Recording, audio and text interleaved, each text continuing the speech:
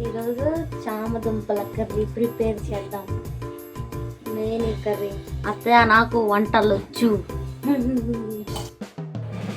ముందుగా stove on చేసుకొని నూనె పోసుకోవాలి. ఫస్ట్ ముందు మనం ఉల్లిపాయలు, పచ్చిమిరకాయలు, కరివేపాకు వేసుకోవాలి.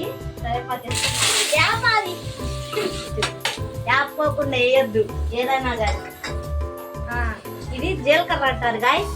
జీలకర్ర తీసుకొని దీంట్లో వేసేయండి. జీలకర్ర కూడా వేయాలన్నమాట. ఇప్పుడేమో దుంపలు వేయండి. ఈ ఉప్పు వేసుకోండి. తర్వాత దుంపలు వేసిన తర్వాత కొద్దిగా వేగాక ఉప్పు వేయండి. మా ఊరి కారం అన్నమాట. దీంట్లో పసుపు అను కారం రెండు మిక్స్ అయి ఉంటాయి కాబట్టి నేను పసుపు కారం రెండు కలిపేసుకుంటున్నా. మీరు పసుపు కారం విడివిడిగా వేసుకోండి. ఇప్పుడు బాగా తిప్పండి.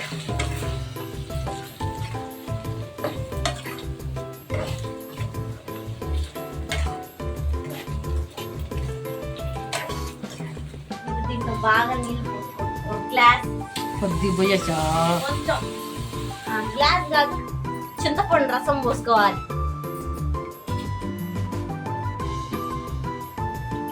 బాగా మిక్స్ చేయాలన్నమాట. చల్లగా ఉంది.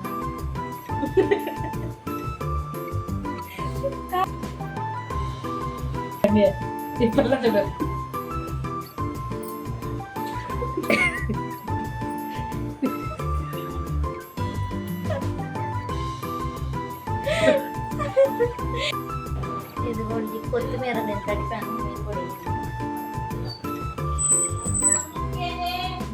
కొత్తిమీర